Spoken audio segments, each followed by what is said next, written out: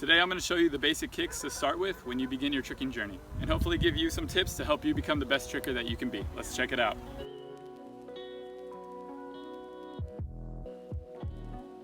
Yo, what's up? I'm Anthony Medina and welcome to Upraiz Tricking, the channel that's all about helping you build a solid foundation for your tricking so you can excel at the sport. By now you should know the stances and the takeoffs in the Upraiz Tricking curriculum. So today we're going to go ahead and move on and learn the kicks that you should be starting with. I just want to let you know now that this is mainly for those of you who have zero experience with kicks. So if you're already a martial artist, you should catch on to this pretty quickly. So there are 6 kicks I'm going to be going over with you today. The front kick, the round kick, the side kick, the hook kick, outside, and inside crescent. The first kick we're going to start with is our front kick. For a front kick, we're going to start in an inside stance with our kicking leg behind us. You're going to have your arms up slightly and you're going to bring your knee through. As soon as your knee comes through, you're going to extend the leg and try your best to keep your toes pointed when you do this. Make sure also when you land that you're landing with your kicking leg right in front of you. Now in traditional martial arts, you usually kick with the balls of your feet when you do a front kick, but for tricking, you want to get used to keeping your legs straight and your toes pointed when you do these kicks to make your combos and your tricks a little bit more flashy. The second kick is going to be a round kick. In a round kick, you're going to be starting in your backside stance here. You're going to step out to a frontside stance with your front leg. Back leg is going to come through.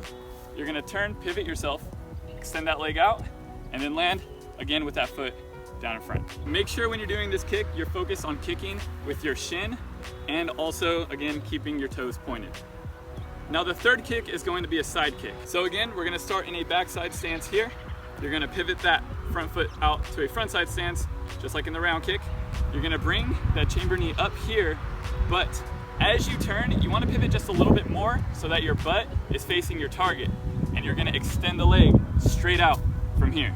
Now, when you do this kick, notice how my feet are actually flexed back when I kick, and I'm kicking more with the heel. This is going to be the only kick that you're actually not going to point your toes on for this curriculum specifically. Now, once you have that side kick down pretty well, it's time to move on to our fourth kick, which is the hook kick. So for the hook kick, again, we're gonna start in a backside stance. We're gonna pivot this foot out to a front side, chamber up, just like how you did in the side kick with your butt facing your target.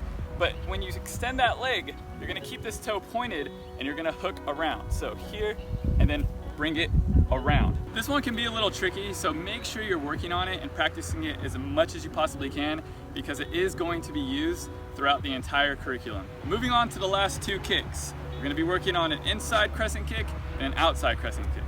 Let's start with the inside crescent kick first. For the inside crescent, you're again gonna start in a backside stance. Step this foot out again to a front side.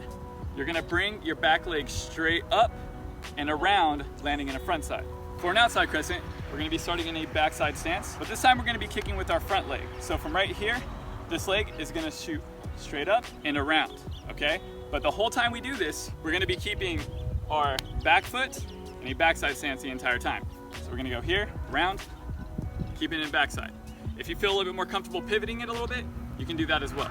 So when you do your crescent kicks, you can either do them with a chamber in the beginning and then bring them out, or you can just kind of keep them straight the entire time. One thing to always remember, when you guys are practicing any of these kicks, make sure you're always spotting your target and focusing on the stances that you're starting from and going into. Once you're comfortable with those, we're gonna go ahead and put a few of those kicks together to form a combination. Try doing a front kick and a round kick together without putting your kicking leg down.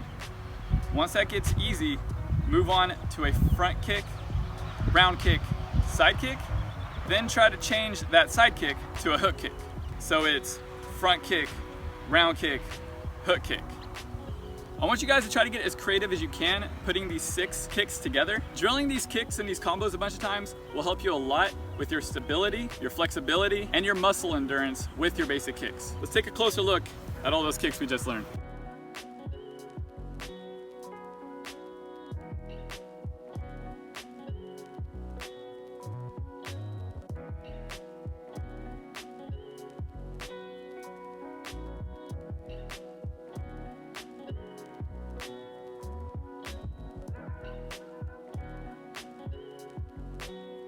So that's pretty much it for this tutorial. If you enjoyed this video and like to become part of the team, please subscribe to the channel. We're all about helping you become the best tricker that you can be by helping you build a solid foundation for your tricking so you can excel at the sport. And it would be awesome to have you with us. Stay motivated, keep growing, Upraiz.